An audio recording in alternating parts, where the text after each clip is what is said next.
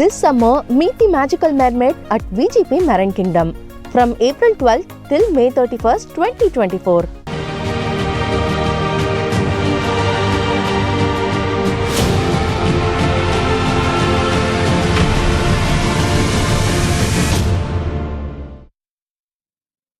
நாளை மக்களவை தேர்தலில் தங்கள் ஜனநாயக கடமையாற்றுவதற்காக லட்சக்கணக்கான மக்கள் சொந்த ஊர்களுக்கு பயணப்படுகிறார்கள். பேருந்துகள் மூலமாகவும் ரயில், விமானங்களிலும் பயணங்களை மேற்கொள்கிறார்கள். இதுகுறித்த தகவல்களோடு சென்னை கிளாம்பாக்கத்திலிருந்து சுரேஷ்குமாரும் சேலத்திலிருந்து மோகன்ராஜும் இணைந்திருக்கிறார்கள். அவரோடு பேசலாம். முதலில் சென்னை கிளாம்பாக்கத்திலிருந்து சுரேஷ்குமார் அவரோடு பேசலாம். சுரேஷ்குமார், கிளாம்பாக்கத்துல கூட்டம் எப்படி இருக்கு? எந்த பகுதிகளுக்கு செல்லக்கூடிய பேருந்துகள்ல அதிக அளவிலான கூட்டங்கள் இருக்கிறது? மக்களிடையே இந்த வாக்களிப்பதற்கான ஆர்வம் எந்த அளவுக்கு இருக்கு?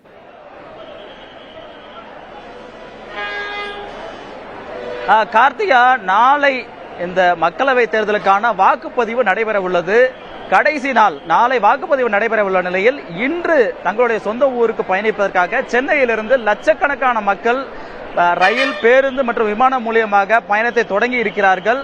இந்த நிலையில் நாம் இருக்கக்கூடிய இந்த கிளாம்பாக்கம் பேருந்து நிலையம் பகுதியில் ஆயிரக்கணக்கான பொதுமக்கள் இந்த ஊர்களுக்கு செல்வதற்காக இங்கு குவிந்திருப்பதை நாம் பார்க்க முடிகிறது. நமது ஒளிப்பதிவாளர் கேசவன் காட்டிக் கொண்டிருக்கிறார்.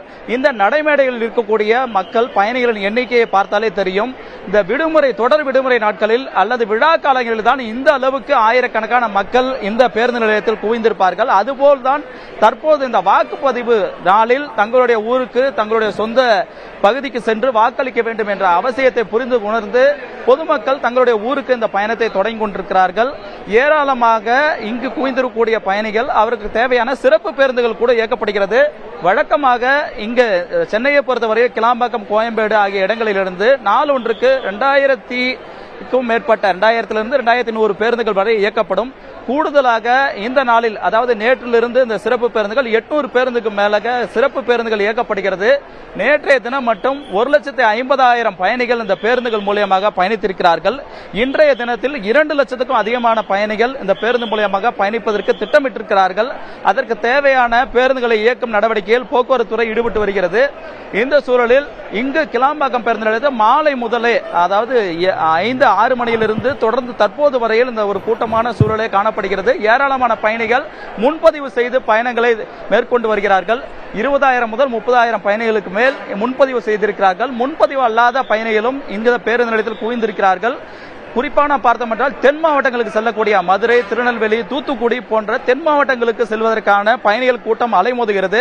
அதேபோல்தான் டெல்டா மாவட்டங்களாக இருக்கக்கூடிய தஞ்சாவூர், திருவாரூர், நாகப்பட்டினம் போன்ற பகுதிகளுக்கும் திருச்சிக்கு செல்வதற்கும் ஏராளமான மக்கள் இங்கு குவிந்திருக்கிறார்கள். குறிப்பாக நாம் பார்த்தோம் என்றால் இளைஞர்கள் அதிக அளவில், இளம் பெண்கள் அதிகமாக இந்த பேருந்து நிலையத்துக்கு வருகை தந்திருக்கிறார்கள். அவர்கள் தங்கள் ஊருக்கு தேவையான பேருந்துகள் கிடைக்குமா என்று காத்திருக்கிறார்கள். ஒருபுறம் முன்பதிவு செய்தவர்கள் முன்பதிவு செய்த பேருந்துகள் வரும்பொழுது அதன் வழியாக பயணிக்கிறார்கள்.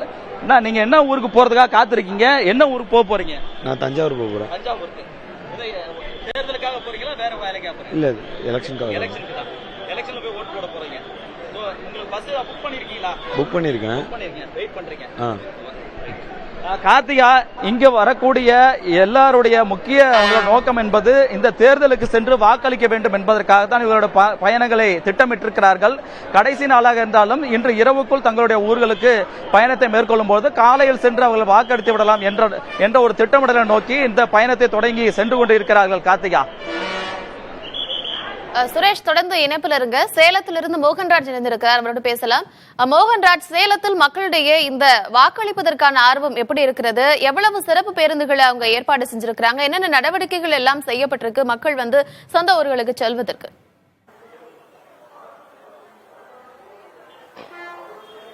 கார்த்திகா, நாடாளுமன்ற தேர்தல் என்பது நாட்டின் மிகப்பெரிய ஜனநாயக பெருவிழா என்பதை நிரூபிக்கும் விதமாகத்தான் நம்ம சேலம் மத்திய பேருந்து நிலையத்தை பார்க்க முடிகிறது. இங்க இருக்கக்கூடிய காட்சிகளை, குறிப்பா பண்டிகை காலமான தீபாவளி, பொங்கல் உள்ளிட்ட காலகட்டங்களில் தான் இது போன்ற பேருந்து நிலையத்தில் மக்கள் கூட்டம் அதிக அளவில் இருக்கும். மாறா இப்ப பார்த்தோம் அப்படின்னாக்கா, நாளைக்கு நாடாளுமன்ற தேர்தலுக்கான வாக்குப்பதிவு நடைபெற இருக்கக்கூடிய சூழல்ல சேலம் மத்திய பேருந்து நிலையத்தில் பயணிகள் கூட்டம் அலைமோதக்கூடிய காட்சிகளை நம்மளால பார்க்க முடிஞ்சது.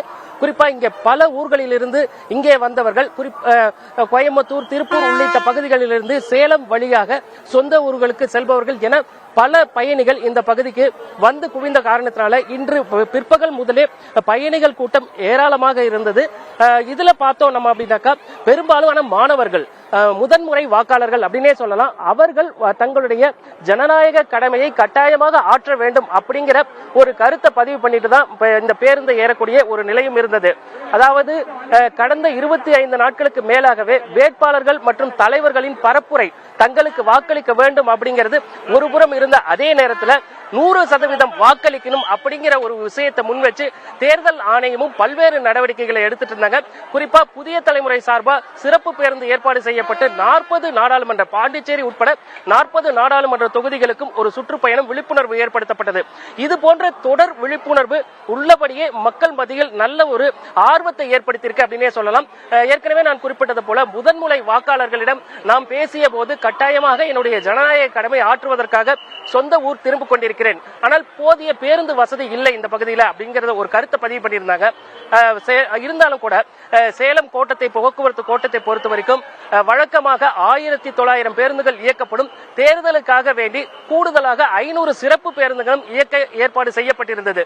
இருப்பினும் இந்த மக்கள் கூட்டத்திற்கு அந்த பேருந்துகள் தேர்தல் ஆணையம் நிறைய சிறப்பு ஏற்பாடுகளை செஞ்சது, விழிப்புணர்வு நிகழ்ச்சிகள் நிறைய நடத்தினாங்க, புதிய தலைமுறையும் நிறைய விழிப்புணர்வு நிகழ்ச்சிகள் நடத்தணும். இதன் காரணமாக மக்களிடையே இந்த வாக்களிப்பதற்கான அவசியம், அதனுடைய முக்கியத்துவம் என்ன அப்படிங்கறது புரிஞ்சு அவங்களுடைய சொந்த பணத்தை போட்டு அவங்களுடைய ஊர்களுக்கு செல்லக்கூடிய அந்த காட்சிகள் நம்மால் பார்க்க முடிந்தது. விவரங்களுக்கு நன்றி.